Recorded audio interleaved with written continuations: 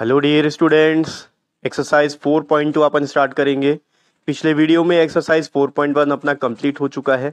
अगर आपसे कोई वीडियो मिस हो गया हो पिछले एक्सरसाइज का तो इस वीडियो के डिस्क्रिप्शन बॉक्स में आपको पिछले एक्सरसाइज का लिंक मिल जाएगा, आप जाके उन वीडियोस को देख सकते हो।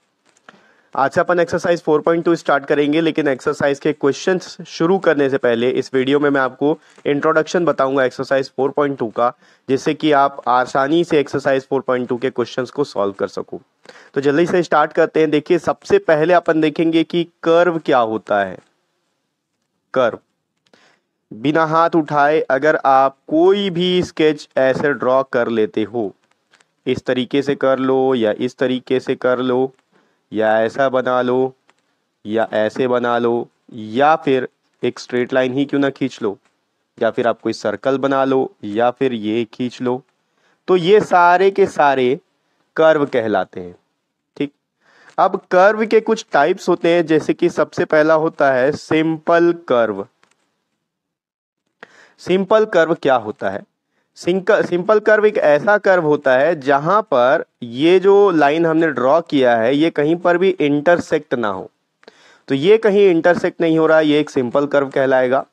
ये भी कहीं इंटरसेक्ट नहीं हो रहा, ये सिंपल कर्व कहलाएगा। इंटरसेक्ट होने का मतलब कहीं पर लाइन एक दूसरे को क्रॉस ना कर रहे हो। यहां पर भी कहीं क्रॉस नहीं हो रहा है, तो ये एक सिंपल कर्व कहलाएगा। लेकिन इसमें आप देखेंगे तो यहां पर ये सिंपल कर्व नहीं कहलाएगा, क्योंकि इस पॉइंट पे ये दोनों लाइन इंटरसेक्ट कर रहे हैं। ये भी एक सिंपल कर्व है, ये भी सिंपल कर्व है, और ये भी एक सिंपल कर्व है। तो ऐसा कर्व जो कहीं इंटरसेक्ट नहीं हो रहा है उसको हम सिंपल कर्व बोलते हैं। इसके बाद नेक्स्ट आता है क्लोज्ड कर्व। क्लोज्ड कर्व, अब नाम से ही समझ में आ रहा है, क्लोज्ड मतलब ऐसा कर्व जो कि बंद होगा। बंद होने का मतलब क्या है? इसके अंदर जाने का कोई रास्ता ही नहीं है। जैसे कि आप ये ड्रॉ कर लिया, अब इसके अंदर जाने का तो कोई रास्ता खुले ही नहीं है, तो ये क्लोज्ड कर्व कहलाएगा।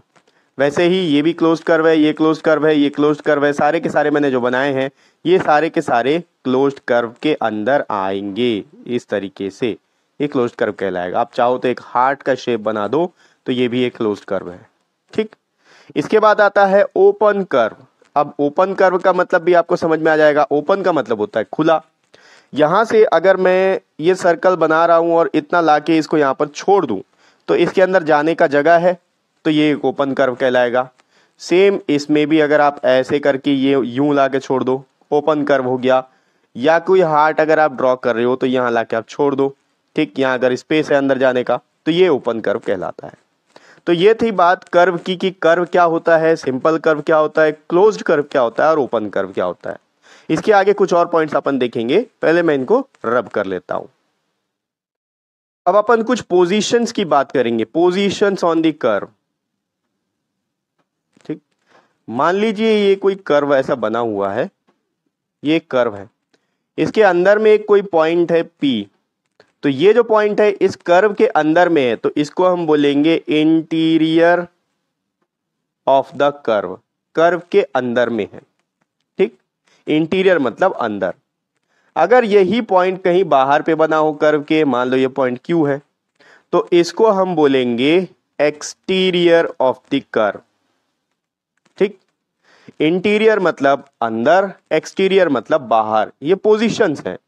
और अगर इस कर्व के बाउंड्री में ही कहीं पर अगर कोई पॉइंट बना है, मान लो ये पॉइंट R, तो इसको हम बोलेंगे ऑन द कर्व।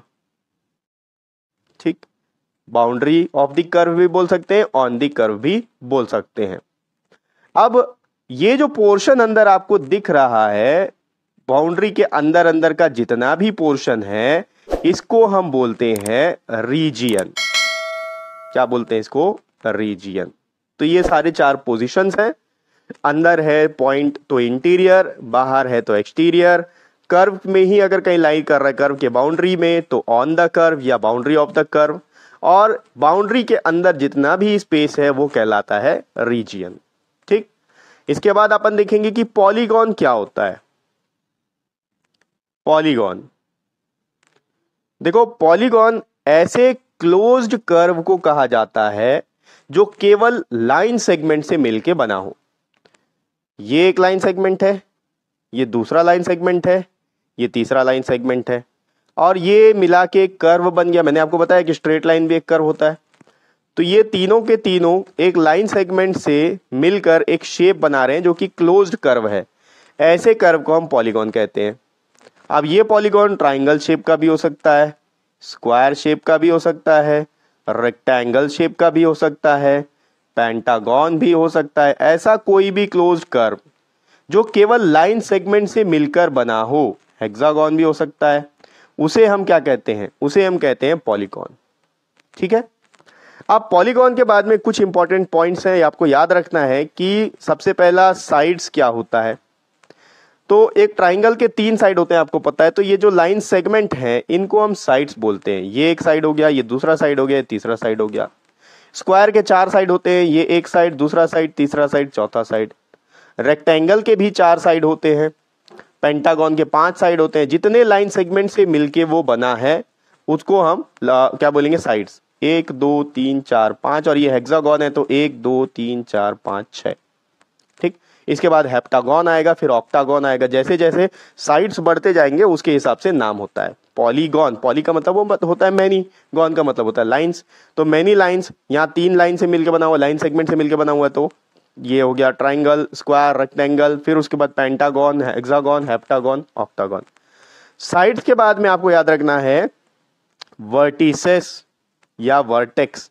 देखो वर्टेक्स जो होता है वो सिंगुलर होता है और वर्टिसेस होता है प्लूरल। यानी कि अगर एक कॉर्नर है, इसके कितने कॉर्नर है? 1 2 3 कॉर्नर है। 3 में से अगर सिर्फ एक कॉर्नर की बात की जाए तो वर्टेक्स बोलेंगे, अगर तीनों कॉर्नर की बात की जाए तो वर्टिसेस बोलेंगे।